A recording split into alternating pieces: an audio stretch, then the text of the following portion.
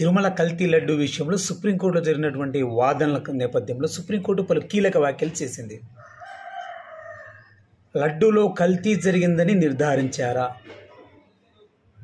కల్తీ జరిగినట్టు ల్యాబ్కు పంపించి నిర్ధారించుకున్నారా, కల్తీ జరిగిందని తెలిసిన తర్వాత కూడా నెయ్యిని లడ్డూల తయారీలో వాడారా? వీటికి ఎటువంటి వాటికి కూడా ఆధారాలు లేవు.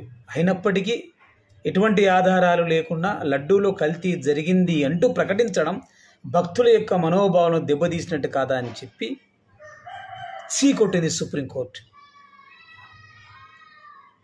కూటమి ప్రభుత్వం ఏర్పడిన తర్వాత మొట్టమొదటి కేస్ స్టడీ కల్తీ లడ్డు, తిరుమలలో కల్తీ లడ్డు కల్తీ జరిగింది అంటూ ఎంత దారుణాది దారుణంగా అంటే ఈ భారతదేశంలో ఏ రాష్ట్రంలో కూడా ఓడిపోయిన పార్టీ మీద గెలిచిన అధికార పార్టీ ప్రభుత్వం ఈ మేర బురద చల్లిన దాఖలాలు ఈ దేశంలోనే లేవు.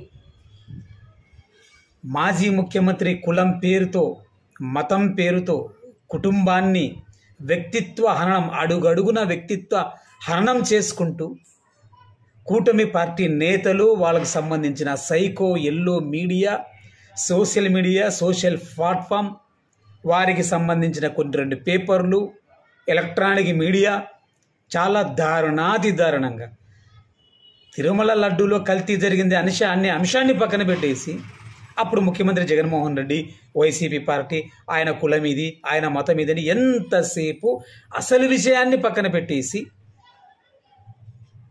జగన్మోహన్ రెడ్డి గారిని తిట్టడంలో దాదాపు కొన్ని లక్షల టన్నుల బురదను, కొన్ని లక్షల టన్నుల ఆరోపణలని జగన్మోహన్ రెడ్డి గారి మీద ఎత్తిపోసింది కూటమి ప్రభుత్వం.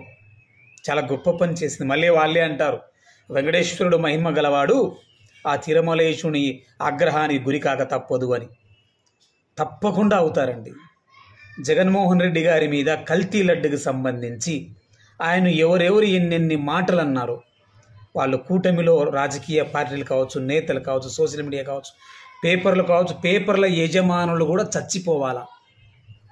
ఆయన మహిమ గలవాడైతే, ఆయన లడ్డూను కల్తీ జరిగిందని చెబితే, దానికి నిజంగా కల్తీ లడ్డుకు, ఆ కల్తీ నెయ్యికి, ఆ తయారీకి జగన్మోహన్ రెడ్డి గారు కారణమైతే ఆయన కూడా నష్టపోవాలా, ఆయనకు తిరుమలేశుని దెబ్బ దక్కలాలి.